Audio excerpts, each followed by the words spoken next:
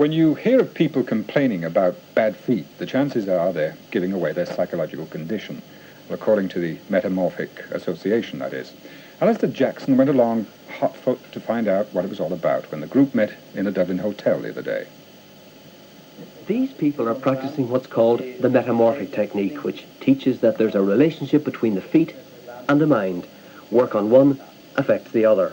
So, in other words, the pineal gland can be the seat of the absolute mind and the pituitary. The Metamorphic Association, which has developed the technique, says it can have a marked effect on emotional and psychological disturbances, helping to iron out difficulties we might have by freeing what it calls our life force. Gaston Saint-Pierre is the founder and director of the Metamorphic Association in Britain. He claims anyone can learn to use the technique, and he spent 2 days in Dublin recently teaching it to a group of interested people. We consider ourselves as catalysts. So we loosen something. And to do that, we use the feet, the hands, and the head. So we work in a very simple form of work on the feet, hands, and head. And then the person's, the power of life within the person, guided by the innate intelligence of that person, takes over. And instead of just keeping the person going as that person is, then it starts transforming or changing that person. And the association claims that the changes can often be quite dramatic. In particular, that mentally retarded children can in some cases be turned into normal children.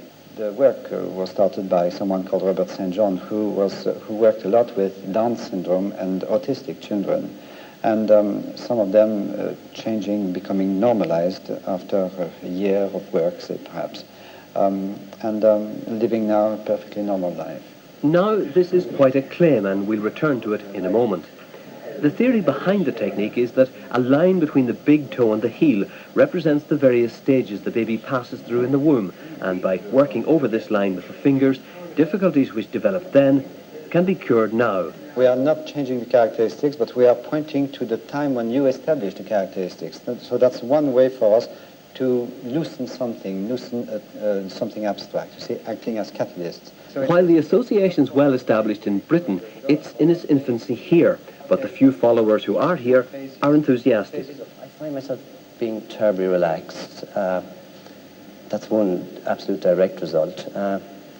And I find myself not as serious, in a sense, since I became interested in metamorphosis, and particularly not as serious about myself. In other words, maybe I don't take myself so seriously anymore. You see, the cynic would say that anybody who sits down and has a kind of a professional massage on the feet, it's bound to release tension, that you're bound to feel a bit better, a bit more relaxed after it, and it's nothing special, there's nothing out of the ordinary in it. Yeah, well, you see, Alistair, if I was only interested in relaxation and the observation of relaxation, I don't think I would have really taken a further interest in this. But I started to observe from the evidence that it was a heck of a lot more than that. There was very dramatic things happening in actual fact. Of course, it's one thing to claim the technique brings changes in normal adults. It's quite another to claim retarded children can be made normal. Indeed, one could accuse the association of fostering false hope in the parents of these children unless they can prove their statement. If I say, oh, we can go to the moon, so that's a hope, perhaps, you see. But the reality of it is that we don't at the moment. We are not on the moon.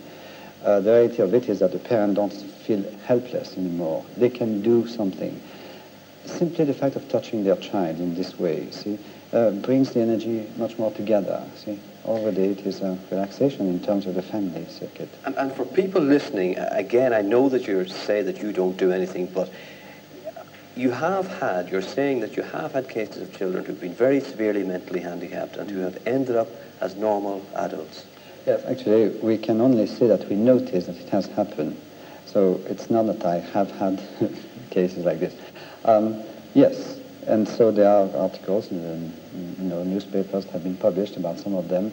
The doctors themselves are happy at times to give testimonials of what they have noticed, you see. And yet, if it works such marvelous results, if it brings about such marvelous results, it's been known since the mid-60s. Why has it not become more popular in over 20 years? Because there is something, we've got a mind, and the mind wants to get involved, wants to control.